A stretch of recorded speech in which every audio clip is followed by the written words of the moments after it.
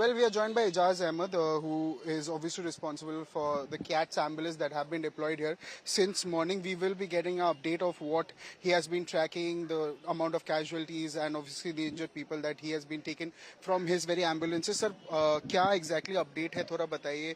आपके you have a book also. क्या लिखा है, क्या data क्या है ये बताइए. देखिए हमारे पास कॉल आने के बाद 13 से 15 एम्बुलेंसेज यहाँ पे भेजी गई, जो कि 2 से 3 मिनट में मैक्सिमम एम्बुलेंसेज आ गई थी. यही वजह है कि हम लोगों ने लगभग 47 जो है कैजुअलिटीज यहाँ से शिफ्ट की बैक टू बैक जो है. और ये पास के मैक्स हॉस्पिटल में, कुछ ट्रॉमा सेंटर में, कुछ सफदरजंग में, कुछ मदन मोहन मालवीय में, इस तरह से अलग अलग हॉस्पिटल्स में. एक फायदा ये हुआ कि जहाँ ये इंसिडेंट हुआ है सड़क के दूसरे साइड में मैक्स हॉस्पिटल है, इसलिए हमें बहुत आसानी हुई यहाँ कैजुअलिटी शिफ्ट करने में. जी, फिर भी कैजुअलिटी किस बताई जा रही है आपके डेटा के अनुसार, क्या है कैजुअलिटी नंबर? देखिए जो डेथ है उसको हम लोग डिक्लेयर नहीं कर सकते, वो ऑथोराइज नहीं है हमारे पास जो पैरामेडिक है. इसका ऑथोराइजेशन जो डॉक्टर्स हैं उनके पास होता है. तो ये तो हॉस्पिटल में जाने के बाद ही पता लगेगा कि कितनी डेड बॉडीज हैं. कितनों को शिफ्ट किया है आपके एम्बुलेंस में, कितने पेशेंट्स? 47 कंप्लीट 47 हम लोगों ने शिफ्ट किया है. 47 में से फॉरेन नेशनल्स कितने थे, Indian nationals? Maximum foreign national थे उसमें, मैक्सिमम. फिर भी जैसे आप बता रहे हो आप लोग टाइम पे पहुंच गए थे, बट स्टिल देयर इज काफी कैजुअलिटीज हुई है. तो क्या जब आग लगी उसकी कितने देर में आप लोग पहुंचे, एम्बुलेंस डिप्लॉयड? सर कितने एम्बुलेंस डिप्लॉयड? देखिए 13 से 15 हमारी एम्बुलेंसेस थी, अदर एजेंसीज की भी कुछ थी, पीसीआर भी थी. तो 20-1 के पास आसपास तो रही होंगी, कम से कम, हो सकता है इससे ज्यादा भी हो, लेकिन हमारी लगभग 13 से 15 थी हमारी एम्बुलेंसेस. और ये सारी जो पेशेंट्स है, आप सबको आपने मतलब हॉस्पिटल ट्रांसफर कर दिया है या अभी भी कुछ है, कोई बाकी? नहीं, अभी तक तो सारे जितने भी है सारे शिफ्ट हो चुके हैं. और उसके बाद मैक्स में अभी भी हमारी 5 एम्बुलेंसेस डिप्लॉयड कर दी गई हैं कि फर्दर अगर वहां से कोई रेफर करते हैं तो उनको ट्रांसफर करने के लिए.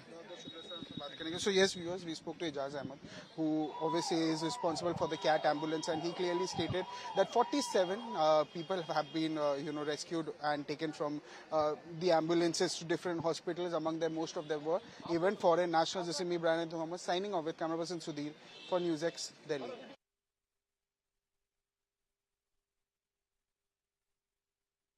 क्या लग रहा था? क्या बेसमेंट में भी लोग मौजूद थे? नहीं, बेसमेंट नहीं थे, बेसमेंट नहीं है. बेसमेंट में नहीं थे. अच्छा, आप लोग गद्दे लेकर आए? हाँ, गद्दे लेकर आए, सब फेंके गद्दे कुदाए गए लोगों को. जो कुछ बच्चे हैं कुछ हॉस्पिटल गए हैं, बाकी 20-21 आदमी तो कैजुअलिटी हो चुकी है.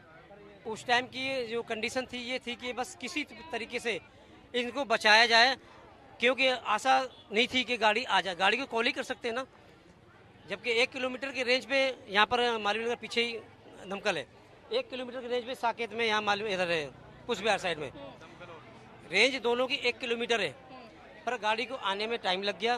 तो हम सभी लोग मोहल्ले के, अपने ये हौजरानी कुमार बस्ती बोलते हैं, तो सारे लोग अपने लग गए काम पे कि भाई गद्दे उठा के बिछा दिए नीचे कि आप कूदो, क्योंकि यहाँ पर लटके हुए थे, कोई फर्स्ट फ्लोर में, कोई सेकंड फ्लोर में लटका हुआ था व्यक्ति. मेरे में बकायदा इसमें वीडियो है, मैं वीडियो शेयर कर दूंगा, कोई दिक्कत नहीं. तो उसमें सबसे पहले एक लेडीज नाइजीरियन कूदा बिना गद्दे के, उसके चोट आई गंभीर रूप से, एम्बुलेंस में उसको भेज दिया गया मैक्स. उसके बाद फिर एक लेडीज़ कूदी, जेंट्स कूदा जो जोड़ा थे, फिर फर्स्ट फ्लोर से कूदे. इसी तरीके से कूदते चले आए. तो मेरे हिसाब से तो 5-6 लेडीज़ होंगी और 8-7-8 जेंट्स होंगे, 10-12 के करीब बचाए. रूम छोटे छोटे रूम बना दिए मैम, उन्हें रेंट पे चढ़ाते हैं लोग पैसा कमाने के लिए, लेकिन लोगों की जान की कोई परवाह नहीं कर रहा है मैम. नीचे से आगे ऊपर पकड़ी हुई है, और कम से कम 20-25 लोग तो मेरे सामने ही गए हैं. अच्छा जी, जो बेचारे ख़त्म हो गए, कुछ बच गए थे, और सब बाहर के लोग थे, यहाँ का कोई नहीं था. अच्छा. तो देखिए, बड़ी बात यह है कि बताया जा रहा है ज्यादातर 80% लोग जो है वो बाहर के थे. अच्छा, ये बताइए आग किस तरीके से, क्या नीचे से लगना शुरू हुई? नीचे से लगी है, कहीं फ्रीजर से लगी है आग. अच्छा, लग रहा है. जी जी. अच्छा. हाँ, फ्रीजर से ज़्यादा कर माना जा रहा है. रेस्क्यू में मदद की थी लोगों की? नहीं, मैंने मदद नहीं की थी, मैं थोड़ा लेट आया था, लेकिन हाँ, मैंने चश्मदीद हूँ, मैंने देखा था कि यहाँ किस तरीके की अफरा तफरी मची थी और लोग किस तरीके से विवश थे। आधों ने तो धुएं से दम घुट करके उनके जान, बहुत हृदय विदारक घटना है, उसको शब्दों में बयान कर नहीं किया जा सकता है, क्योंकि मैंने अपने नज़र से देखा था। और पिछले हफ्ते मैं आपको बता रहा हूँ, विदिन 1 किलोमीटर के रेडियस में यहीं खिड़की एक्सटेंशन में भी आग लगी थी, वो खुद मेरी लोकेलिटी में लगी थी। हाँ, मैंने देखा था। तो लोग रात को ऐसे सोते रहते हैं और यहाँ पे सबसे बड़ी चीज़ है कि इलीगल कंस्ट्रक्शन है, ये सारे के सारे, पूरा एरिया ही अनसस्टेनेबल डेवलपमेट मॉडल पे बना हुआ है। तो सरकार से दरख्वास्त करूंगा कि आप जल्द से जल्द एक अकाउंटेबिलिटी के साथ आप एक ऐसा प्लान लेके आइए जिससे डिसेंट्रलाइजेशन हो। वहाँ क्या नेता, क्या पत्रकार, क्या नागरिक, सब रह रहे हैं। इस शहर में हम सब रह रहे हैं, इस आग से हम में से कोई नहीं बचेगा। तो कहीं ना कहीं इसके लिए एक प्लान लेके हमें सोचना होगा और वो करप्शन रहित प्लान होना चाहिए। 8:30 बजे आया था मैं, और मैं आया था यहाँ पीछे से पूरा आग लगा हुआ था और ऊपर से तीसरी चौथी मंजिल से सब नीचे गद्दा नीचे बिछा हुआ था, ऊपर से नीचे कूद रहा था सब। हाँ, फिर यहाँ फिर गाड़ी जो आया था आग बुझाने के लिए, वो आया सिर्फ 40 मिनट के बाद आया वो अपने आप। तब जैसा वो आग कम हुआ, फिर भी धुआं बहुत तेज था, अंदर आदमी अंदर ढूंढते उठते मर गया। फिर ऊपर वाला जो हिस्सा था, हाँ, वो सीढ़ी से उस तरफ गया पहले, बस। ऊपर तो गाड़ी तो गया नहीं, सिर्फ आग बुझाया, फिर 2 जीना लगा के दूसरी फ्लोर से ना वो सीढ़ी से उतारा, बस सीढ़ी से उतारे थे। फिर आग पूरा बुझ गया, फिर भी धुआं बहुत ज़्यादा था उसमें, बेसमेंट में भी कुछ लोग मौजूद थे? हाँ, बेसमेंट में भी बहुत जने थे। अच्छा, वहाँ भी शायद 5-6 आदमी साथ बोले मरे रहे वो। यहाँ पे 8:30 बजे के करीब बहुत तेज आग लगी। 8 बजे थोड़ी लगी थी आग, 8:30 बजे बहुत तेज आग लगी। और यहाँ जो लोग थे वो चीख रहे थे, चिल्ला रहे थे, वो सब रेलिंग को वो लटके पड़े थे कि मैं कैसे बच जाऊँ। हमारे एरिया की जो लोग हैं वो उन्होंने दिमाग लगाया, गद्दा वहाँ पे बिकता है, वो गद्दा लेके आए और वो वहाँ पे बिछाया कि ताकि वो ऊपर से गिरे तो कि चोट ना लगे, वो लोग बचा रहे थे। और सीढ़ी थे वहाँ पे, लकड़ी का जो सीढ़ी होता है वो चढ़ के शीशा तोड़ रहे थे कि टूटे और वो निकले, उनसे भी नहीं हो रहा था। और शीशा थोड़ा मजबूत था, वो नहीं हो रहा था। हमारे पड़ोस में जो भी है वो पत्थर मार रहे थे ताकि वो शीशा टूटे, तोड़ा शीशा और लोग निकल के आए और 6-7 जने वहाँ से निकले। बाकी एक फादर थे, अपने बच्चे को लेके वो कूद गए।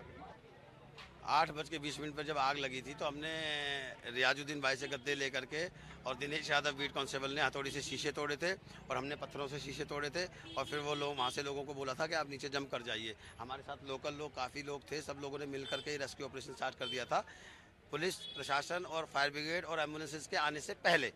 उसके बाद जब वो लोग आए तो उन्होंने अपना काम आरंभ कर दिया था और आसपास के लोगों के सहयोग से हमने राहत और बचाव कार्य में बहुत तेज़ी से हमने इस बात को अंजाम दिया था। और नर्सेज और डॉक्टर्स भी आगे थे जो कि अपना फर्स्ट एड बॉक्स लेकर के आए थे, उन्होंने भी अपना पूरा अच्छे से काम किया।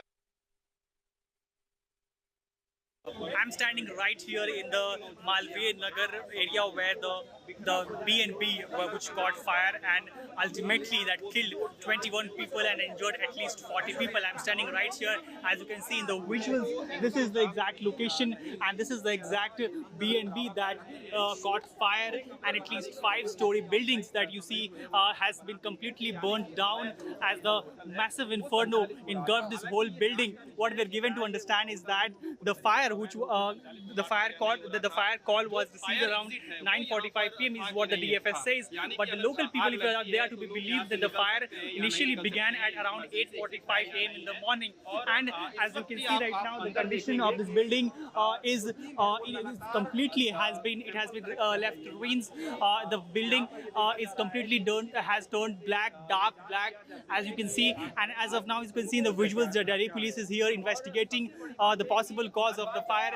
We also see the members of the forensic team also here trying to analyze what may have possibly caused the fire. Also in the visuals, you could possibly see on the surface right in the front of the building is the mattresses, a set of mattresses that you see lying down there. It is believed that a mattress shop which was nearby people and the local rescuers and the volunteers immediately showed great attention to get those mattresses and bring it right in the front of the building so that the people who were trapped on the different floors, at least 5 floors is what we are picking up, people who were caught on the different floors and were asking for help, they could, jump off the building and save themselves. For that, you see that a pile of, mattresses out there, which ultimately is what we are believing had rescued at least 6 to 7 people. So as of now, the fire has been obviously brought under control. The rescue efforts have been completed, and now the Delhi police and the forensic team are here, and they are, going forward with the investigation of what possibly may have caused fire. What we are also given to learn is that the owner of the building has reportedly is absconding, and the Delhi police has obviously launched a manhunt for the same. Atul Ranjan for NewsX, Delhi.